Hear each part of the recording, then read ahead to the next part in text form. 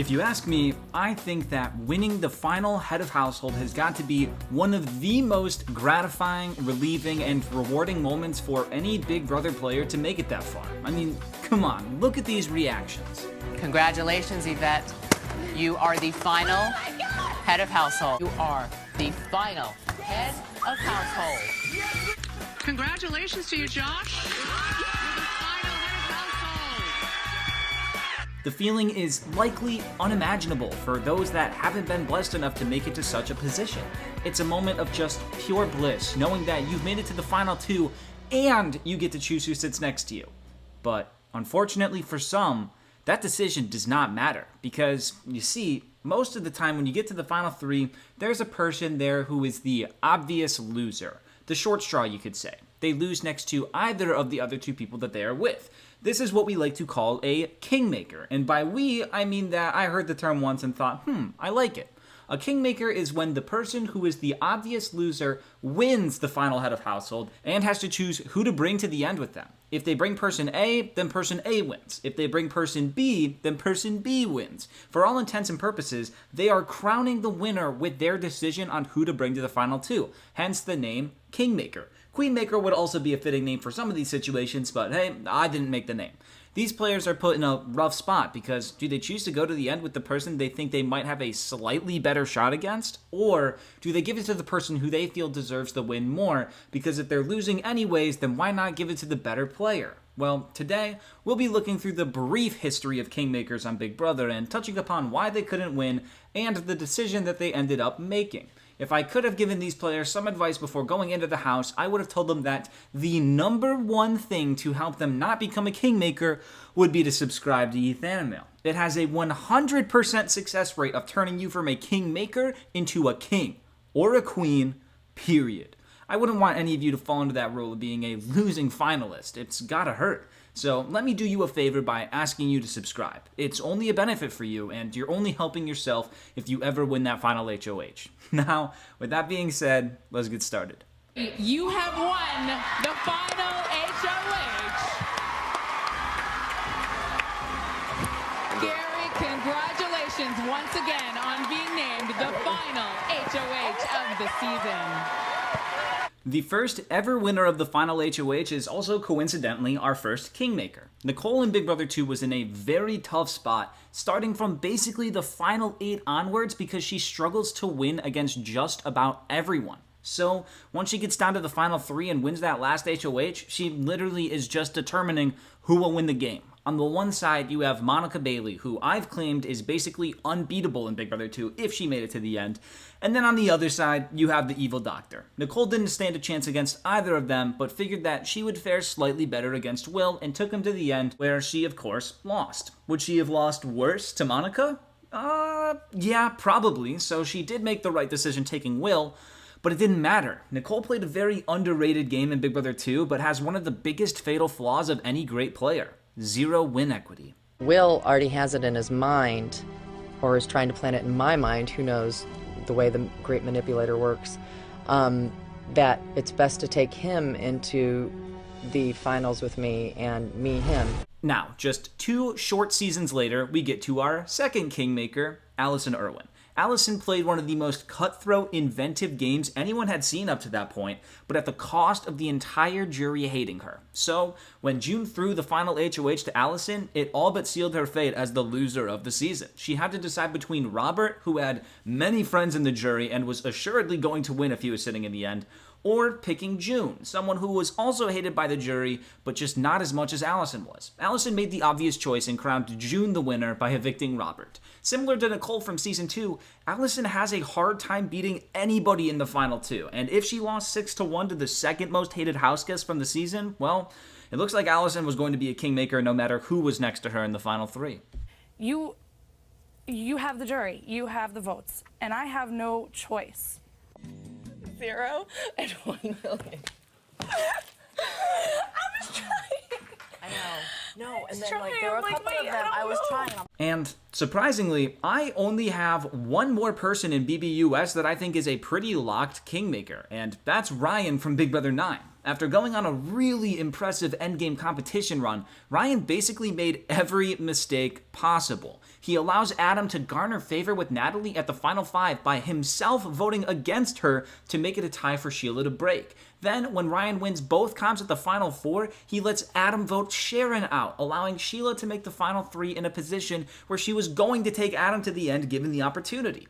Now, I could maybe understand his reasoning if he figured that he couldn't beat Sharon and would rather sit next to Sheila in the end, but then when he was given the chance, he voted Sheila out anyways at the final 3. Ryan took all of this power that he had and basically used it to pave a nice, pretty path for Adam to get the victory.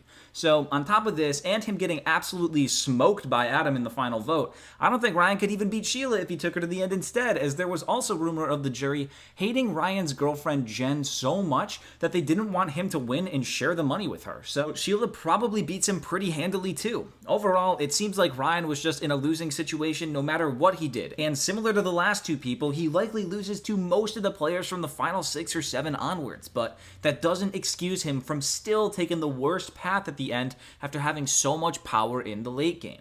I'm evicting you. Ryan felt betrayed by what Adam had done. You guys have like I said, wait, let me tell you. You didn't say that? I said, wait, let me tell you. If you did say those, I lost all trust in him, and he will have to face repercussions for doing that to me. Dude, so you did not whisper to Natalie. I said to her, what do you want me to do? What do you want me to do? I didn't say nothing like that. Hopefully I can back my way out of this one. So those 3 were the players that I felt very confident about being Kingmakers, but I do have a few more potential Kingmakers that I would like to go over.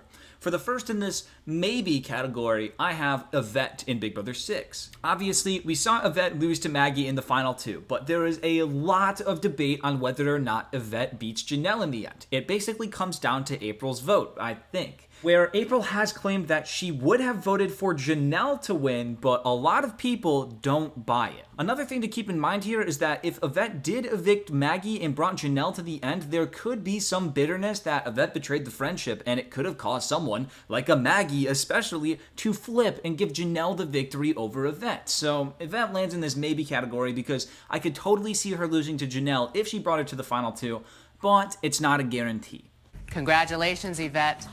You are the final head of household. Maggie, please rejoin Yvette and Janelle in the living room. Now, with this last Big Brother US one, I have always said that there is no way in hell that the jury would have voted for Victoria to win over Cody, even with the jury pack some of the guys made saying that they would vote for Victoria if one of the guys cut another guy in favor of bringing her to the end for the easy victory. However, as time has gone on, I am actually starting to believe that this may have possibly happened. If Cody cuts Derek at the final 3 and brings Victoria to the end, Victoria has Derek and Jacosta's vote guaranteed, and I truly do believe that Frankie votes for Victoria, and I think that Caleb also votes for her as well. That's 4 votes for Victoria to win, and she only needs 1 more vote, which I do think Hayden, Donnie, or crazily enough, even Zach could have voted for Victoria, giving us a Victoria victory. This means that it is actually a possibility that Cody was a kingmaker in Big Brother 16 as he loses to Derek, and I truly do believe now that Victoria could have won against Cody, but it's some serious speculation, and that's why it goes into the maybe group. Good job, my ass. I'll just go over it with you. That's fine. That's what you want to do. Is that what you want to do? Not if you don't feel confident. Don't. What? I don't know if you can beat Victoria. Now, I could call it quits right here, but there's one really funny kingmaker in Big Brother Canada, so spoilers from here on out. Okay. The funniest kingmaker by far is actually the person who was supposed to win Big Brother Canada 1, Gary. What's hilarious about this is that according to the members of the jury, Gary supposedly would have beaten both Jillian and Emmett in the final 2. However, thanks to the miracle that is Topaz, Jillian accidentally beat Gary in the final 2, and if it was instead Emmett and Gary in the final 2, what's to say Topaz doesn't make the same mistake and do the exact same thing, crowning Emmett the winner in a similar 4-3 with an asterisk vote count. It's also possible that the jurors who were so anti-Jillian would have come to their senses a little bit more with Emmett and awarded him the win properly, but I do find it incredibly hilarious that the person who the jury wanted to crown the winner of the season very well could have fallen into a kingmaker role by some wacky juror voting mishaps. I'm here single boy, girl, and girly boy in Canada who is afraid to be themselves. I mean, I came into this house with confidence, determination, and a lot of glitter, and it put a big target on my back. Like, how are you out here? But okay, I'm really excited that Gary's still in the house. Topaz has voted for Jillian.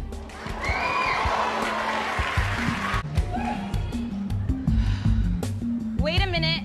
Wait, what?